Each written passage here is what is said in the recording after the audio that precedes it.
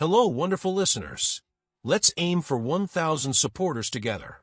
If this story moves you, please show some love with a like and share your thoughts in the comments. I cherish every comment, and your input truly matters. Thank you. The courtroom's sterile glow burned my eyes as the judge peered over his glasses. Final words, Mr. Thorne? My ex-wife's lawyer smirked, arms crossed. Good luck starting from zero. Across the aisle, she sat victorious, her crimson lips a silent taunt, the pearl earrings I'd bought her catching the light. You could have been kinder, she whispered, her voice a needle. I swallowed the metallic sting of anger, my pulse settling into a rhythm I'd honed for months. Yes, I said, standing. I'd like to submit one last piece of evidence. 6 months earlier, I found the invoice. 2 cocktails at a boutique inn I'd never seen, charged to our shared account, signed with a name I knew, Marcus Hale, her fitness coach. A cold jolt hit my spine, not shock, but clarity. My stomach sank, but my mind sharpened. She filed for divorce days later, citing irreconcilable issues, claiming most of our assets. Her side accused me of distance. Distance. The word almost made me laugh. While she spun her story, I reset the board. I nodded through mediation, letting her paint me as aloof. Meanwhile, nights blurred with discreet investigators, mirrored drives of her encrypted messages, and patterns emerging. Monthly escapes to luxury retreats, funneled through shell companies.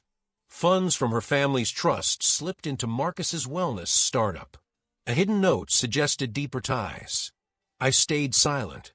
I audited our business, making myself invisible yet essential, shifting key assets to a youth fund, untouchable in court.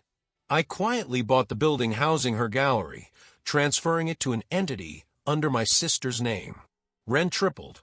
She fumed. I played sympathetic. Every move she made, I countered in shadow. Then came the night that changed everything. I'd been tailing leads, piecing together her web, when a contact tipped me off. Marcus was hosting a private event at a rooftop bar, a launch for his wellness brand.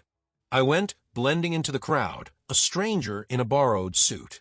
The city sparkled below, oblivious to the storm brewing.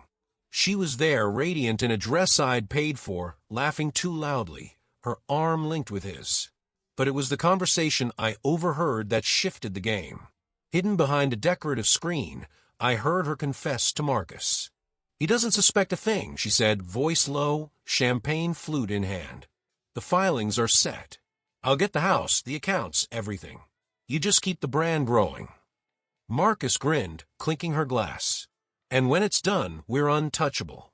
My blood ran cold, but I stayed still, recording every word on my phone. Then she said something that hit harder. I made sure his name's on nothing. The trust fund's mine to tap. She was wrong. My work on the youth fund was airtight, but her arrogance was the key I needed. I left unnoticed, the recording burning in my pocket. That night, I doubled down. I hired a forensic accountant to trace every cent she'd moved. I found her siphoning marital funds into Marcus's venture, disguised as consulting fees. I uncovered emails where she coached a friend to lie about my neglect in court. And then the clincher, a discarded note in her office, hinting at a secret she thought buried. It wasn't just betrayal, it was a calculated rewrite of our life. I kept it all locked away, waiting for the right moment. Part 3. On Discovery Day, her team marched in with folders detailing my supposed asset hiding. I smiled. My counterfile landed, bank records, surveillance stills, the rooftop recording, and that note. Her lawyer's smirk faded. She turned ghost pale. The judge called a recess.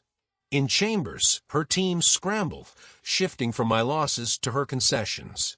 She refused to settle, pride like a drug. Perfect. The record would go public. Now in court, I held Exhibit 52, a signed confession. She'd scrawled it 3 nights ago, drunk and abandoned after Marcus ditched her for a wealthier prospect. It read, I fabricated neglect claims. I diverted shared funds. I coerced testimony. I handed it to the usher. Silence spread like a shockwave. Her lawyer lunged, maybe for the paper, maybe the exit. The usher blocked him. She whispered, This can't happen. It has, I said, voice steady. The assets you wanted now fund the Thorn Youth Initiative. Irrevocable. You sued a man who, by your design, owns nothing. The judge reviewed. Gavel fell. Case dismissed. Sanctions granted. Part of her estate rerouted to my legal fees.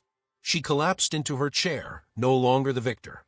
Outside, rain fell like soft applause. Reporters swarmed.